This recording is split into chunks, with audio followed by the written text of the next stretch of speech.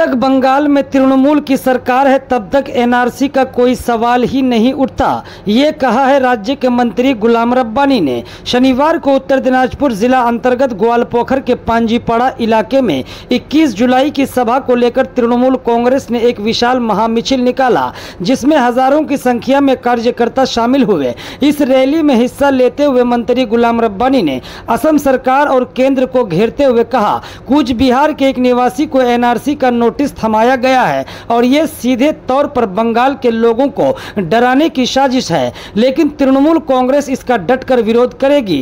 उन्होंने साफ कहा कि जब तक बंगाल में ममता बनर्जी की सरकार है तब तक एनआरसी नहीं होने देंगे। इतना ही नहीं, उन्होंने केंद्र के वक्फ बिल पर भी नाराजगी जताई और कहा, हम इस बंगाल में वक्फ बिल लागू नहीं होने देंगे। ये राज्य सभी धर्मों और समुदायों की साझी संस्कृति का प्रतीक है और हम इसे किसी भी कीमत पर तोड़ने नहीं देंगे। रैली को संबोधित करते हुए मंत्री गुलाम रब्बानी ने यह भी कहा कि बीजेपी शासित राज्यों में काम करने गए बंगाल के मजदूरों को अपमान और अत्याचार झेलना पड़ रहा है और केंद्र सरकार आंखें मूंदी बैठी है, लेकिन तृणमूल कांग्रेस अब चुप नहीं बैठेगी और हर फॉर्म पर इस अन्याय के खिलाफ आवाज बुलंद करेगी।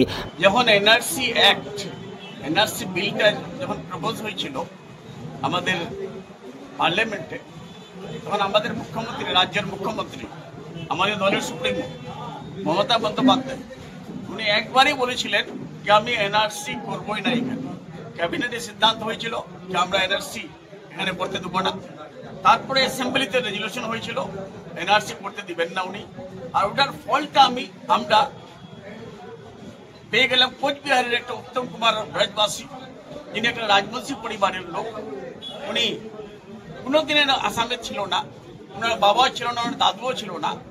ওনাকে ট্রাইব্যুনাল থেকে নোটিশ দেওয়া হলো, কি নোটিশ, যে আপনাকে অল ডকুমেন্টস আপনাকে হিয়ারিং এ দিতে হবে।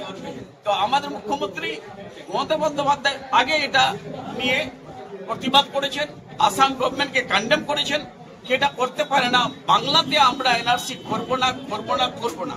তো এনআরসি যখন বাংলা আমাদের ওয়েস্ট বেঙ্গলের লোককে কি করে বর্ডার ট্রাইব্যুনালে ডাকতে পারে, কি করে নোটিশ দিতে পারে? আমরা তো আসামে কাউকে নোটিশ দিইনি। আর বাংলা বেঙ্গলি মনে করলেই অনেকে নোটিশ দিতে হবে। যেভাবে দিল্লিতে রেখাজি, দিল্লির মুখ্যমন্ত্রী, বাংলা কেউ বললে বাড়ি ভেঙে দিচ্ছে, বাংলা কেউ কথাবার্তা বললে আপনার বুলডোজার চলাই দিচ্ছে। এগুলো ইউপিতে এরকম যারা বাংলা কথা বলে ওদের বাড়িঘর ভেঙে দিচ্ছে বুলডোজার। তারপরে আপনার রাজস্থান, সব জায়গায় এরকম হচ্ছে। শুধু